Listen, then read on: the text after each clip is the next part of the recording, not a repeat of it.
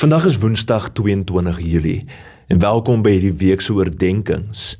In 'n wêreld vol konflikte, ekonomiese uitdagings, politieke verdeeldheid, tegnologiese ontwrigting en vinnige verandering, soos ons in 2026 beleef, herinner hierdie week se dagstukke ons dat God se vrede en hoop nie wankel nie. Hy bly ons vaste anker.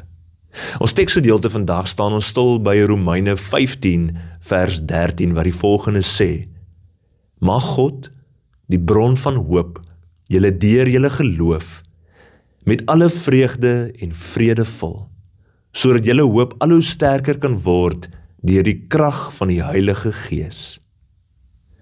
Nou Paulus skryf hierdie woorde aan die gemeente in Rome, 'n plek vol diverse mense, spanninge en onsekerheid oor die toekoms. Hy bid nie vir maklike omstandighede nie, maar vir iets diepers, dat God self, as die bron van hoop, hulle met vreugde en vrede sal vervul. Hier in die helfte van die jaar voel hoop vir mense soms skaars. Internasionale konflikte sleep voort.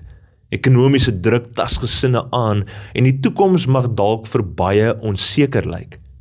Dis maklik om moedeloos te raak en te wonder of dinge ooit sal verbeter. Tog leer die skrif ons dat hoop nie afhang van positiewe nuus nie, maar van God self. Hy is die bron, die plek waaruit egte hoop vloei. En hierdie hoop is nie blote optimisme of wensdenkery nie. Dit is 'n vaste vertroue dat God se planne goed is, selfs wanneer ons dit nie verstaan nie. Die Heilige Gees speel 'n sleutelrol.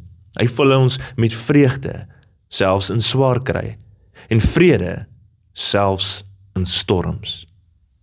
Hoe meer ons geloof oefen, deur die woord te lees, te bid, saam met medegelowiges te aanbid en te getuig, hoe sterker word hierdie bemoedigende hoop.